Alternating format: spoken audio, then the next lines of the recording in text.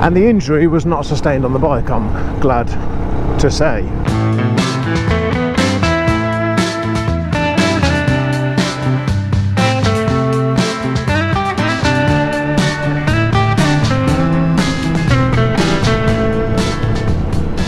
Yes, we're back on the brilliant YZF 125 today, and it's been a couple of weeks.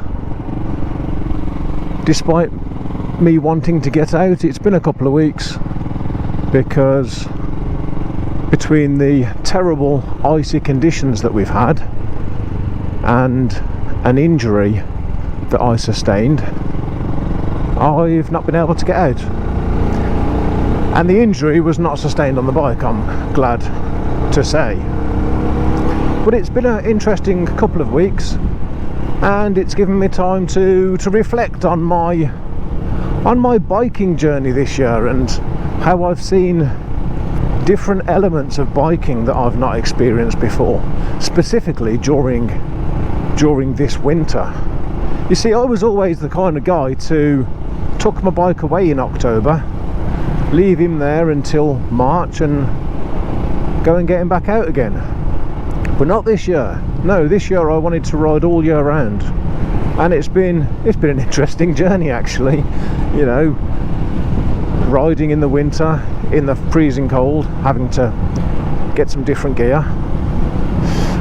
Also riding in the rain, not my favourite thing to do, and I would have avoided it in the past with a vengeance. I would have done everything to not ride in the rain, and because I don't need the bike for transport, it's only a leisurely thing, I was always able to not ride in the rain. But yeah, we've been out in the rain, and I've had to learn to allow my bike to be a bit dirty, to need cleaning and not get cleaned.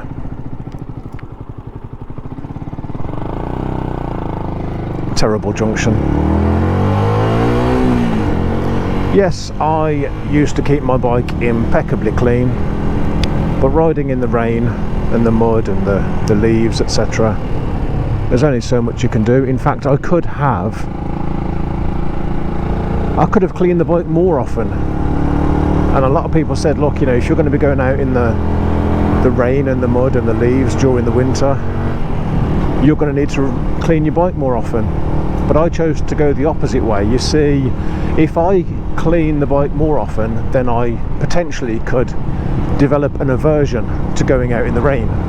You know, I won't want to go out because I won't want to get the bike dirty. So I decided to go the other way, and there's been times where I've been out in the rain, gone back and not cleaned the bike, because then if I go out again, it's already dirty, you know. But yeah, it's been an interesting winter so far, and more recently I've experienced what it means to have icy conditions. A couple of weeks back I made a video talking about bigger bikes that I would be considering once I've passed my test. And I'm normally out at 9 in the morning, and I remember saying this in the video, I'm normally out at 9 in the morning, but I went out at 9 and the road was covered in frost. So I walked out into the road in front of my house, and I, you know, to walk up and down and see how slippy it was, and my feet were slipping all over the place. So yeah, decided at that point, yeah, the bike's going nowhere near the road at the minute. And so instead we waited 4 hours for the frost to melt before going out. And that's not something that I've had to really worry about before now, because, you know, tucking the bike away for the winter meant that I didn't have to worry about the ice and the frost. Being a fair weather rider and riding in the summer, I'd almost taken it for granted that it's always safe to ride. Now, I've always considered myself to be a safe biker. I mean, after all, I have all the gear, right? That makes me a safe biker, maybe? Well, in my opinion, you can buy all the gear you want. It doesn't make you a safe biker. You have to have the mindset for it. You have to be able to say, actually look at the weather, it's not a good day to ride. And you need to be prepared to do that. And this injury that I suffered recently, it's my wrist, left elbow, shoulder.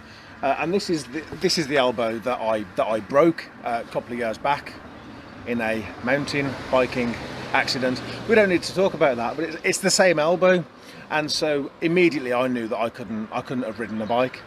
So during the week I've been going into the garage, I've been sitting on the bike, and I've been seeing how I feel. And that first night I definitely did not feel like I could ride a bike. The injury, the wrist, the elbow, yeah, I had to accept the fact that I wasn't in a fit state to ride the bike. And I'm in the garage the next day and I'm trying again. How does the wrist feel? How does the elbow feel? And it felt a little bit better. And then by the third or fourth night, in fact it was last night, I'm sat on the bike, wrist feels fine, elbow feels fine. I could have gone out on the bike there and then, but at the same time I had to accept the fact that by today, when I really wanted to go out, it's the weekend, it's when I ride, I had to accept the fact that I might not have been in a fit state to ride the bike. And it sucks. It sucks when you have to accept that, but you have to stay safe at the end of the day.